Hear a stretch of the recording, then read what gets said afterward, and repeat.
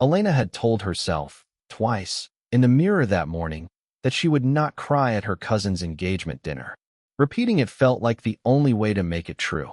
She chose the green dress because it was the one piece in her closet that carried no memories of anyone. She told herself the evening would be simple. Then she stepped into the restaurant and saw Marcus.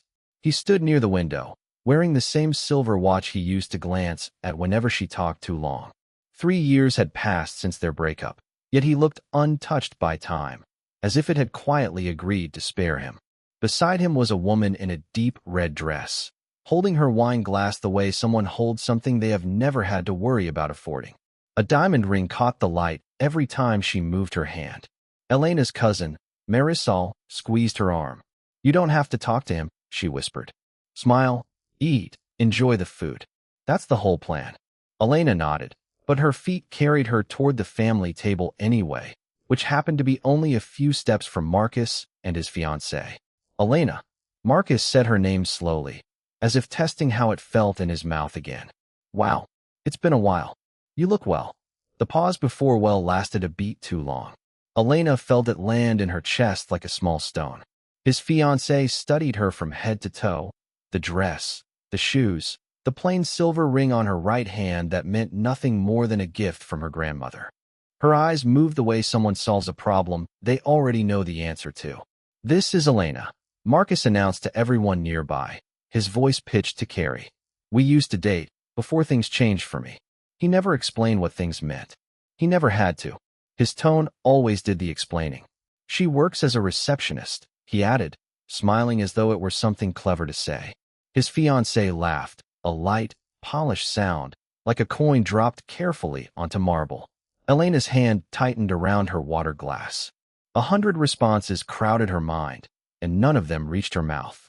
She was still searching for her voice when a hand settled gently on her back. Warm, steady, certain, as if it belonged there.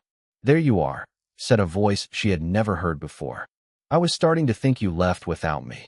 She turned to find a tall man in a dark suit, no tie, standing close as though they had arrived together. His eyes were calm, and something in his presence made the room seem to quiet, the way it does when someone important walks in, even before anyone notices why.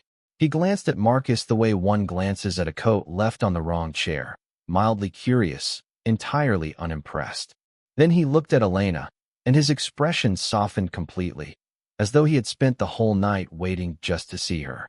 "Sorry I'm late," he said, and before she could ask who he was, he leaned down and kissed her.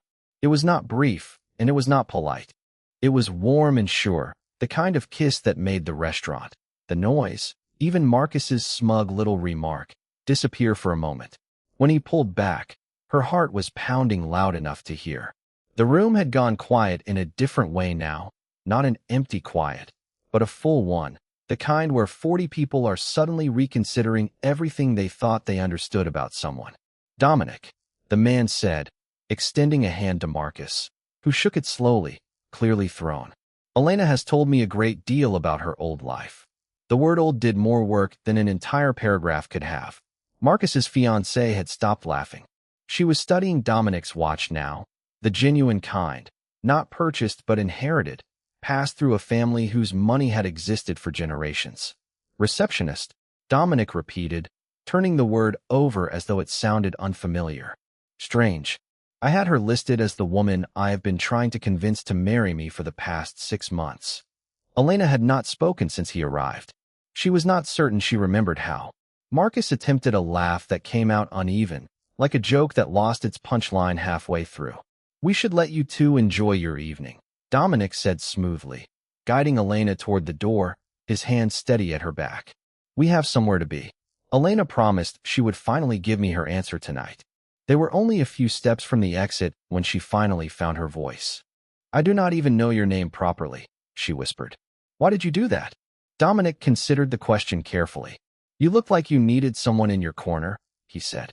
And that man looked like he needed a reminder that mocking people rarely goes unnoticed. Outside, the night air was cool and clear. Elena took a slow breath, trying to steady her hands. "You really did not have to do that," she said again, unsure whether she was thanking him or scolding him. "No," he agreed simply. "I wanted to." He offered nothing further, and for a moment neither of them spoke. The street held only the distant hum of the city and the soft click of her shoes against the pavement. "Can I at least know who you are?" she finally asked, "since you just kissed me in front of my entire family?" For the first time, his smile reached his eyes fully. "My name is Dominic Hale. I run a shipping company downtown. Your cousin's fiancé invited me to this dinner. We do business together from time to time. So you knew Marisol was hosting this?" "I did. I did not know you would be here, and I certainly did not plan on kissing a stranger the moment I walked in." He paused. "Although I do not regret it." Her face warmed despite the cold air. "That man in there, Marcus, he was my boyfriend for 2 years. He left me for someone with more money and never really explained why, not properly. Tonight was the first time I have seen him since. And he chose tonight, of all nights, to remind you of that in front of everyone," Dominic said quietly. "That was unkind of him." "It was," she admitted. "I just wish I had said something back. Instead, I froze." "You did not need to say anything," he said. The look on his fiancée's face, when she realized her ring was not the only decision at that table anymore, said plenty. Elena laughed, surprising herself.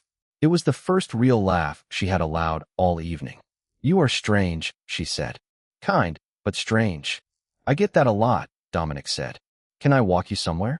Your car or a taxi? I would rather not leave you standing outside a restaurant with your ex probably still inside, trying to explain what he just watched." She thought about saying no, about thanking him politely and never speaking to him again. But something in his calm tone, and the fact that he had asked for nothing in return, made her hesitate. "There is a small coffee shop 2 blocks from here," she said instead. "It stays open late. Would you like to actually meet properly, since you already introduced yourself as my fiancé to a room full of my relatives?" Dominic raised an eyebrow, clearly amused. That does seem like the responsible thing to do. They walked together in comfortable silence until they reached the shop, a small place with warm yellow light and the smell of roasted beans drifting out the door. They sat at a corner table, and for the next hour they talked, not about Marcus, not about the dinner, but about ordinary things. Dominic asked about her work, and she explained that she was not a receptionist at all, but a paralegal at a downtown law firm, studying for her bar exam at night. Marcus had never once corrected that detail to anyone, even though she had told him a dozen times. He never really listened, Elena said, staring into her cup. "I used to think it was because he was busy. Now I think he just did not care enough to remember." "That says more about him than it does about you," Dominic said. "I know that now," she replied. "It took me a while to believe it, though." He told her about his own life, about watching his father build a shipping business from almost nothing, about the weight of taking it over young, about how most people he met wanted something from him before they wanted to know him at all. "So when you saw me standing there, confused and about to be humiliated," Elena said, "you thought, why not help a stranger and also find out whether people can be kind without expecting anything back?" "Something like that," Dominic admitted, smiling. "Although if I am honest, the moment I saw you, I forgot about testing anything at all." Her cheeks warmed again, but this time she did not look away. By the time they finished their coffee, the shop had emptied and the night outside had gone quiet and still. Dominic walked her to her car, and for a moment neither of them moved to say goodbye. "Thank you," Elena said, "for tonight, for the kiss, even though it caught me completely off guard, and for the coffee after, which I think I needed more than I realized." "Thank you for not slapping me the moment I touched your back," Dominic replied. "That would have been a fair response." She laughed again, easier this time. "Will I see you again?" "I hope so," he said. "Though next time I will ask permission before I kiss you in front of 40 strangers. I might allow it anyway," she said, before she could stop herself. Dominic smiled, and this time it was quiet and genuine, without any trace of the confidence he had shown back at the restaurant. "Good night, Elena." "Good night, Dominic." She drove home with the windows cracked, letting the cool air clear her head. She thought about Marcus, about the years spent trying to be enough for someone who never once considered whether he was enough for her.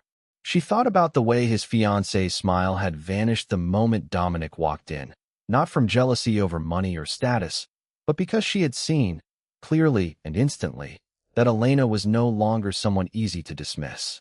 Mostly, though, She thought about a stranger who had placed his hand on her back like it was the most natural thing in the world, who had stood beside her without being asked, and who had walked away afterward expecting nothing more than a cup of coffee and an honest conversation. 3 days later, a small bouquet of white flowers arrived at her office with no note attached, except for a single line written on the card. Still waiting for that answer. Elena smiled, set the flowers on her desk, and for the first time in a long while, she did not think about Marcus at all.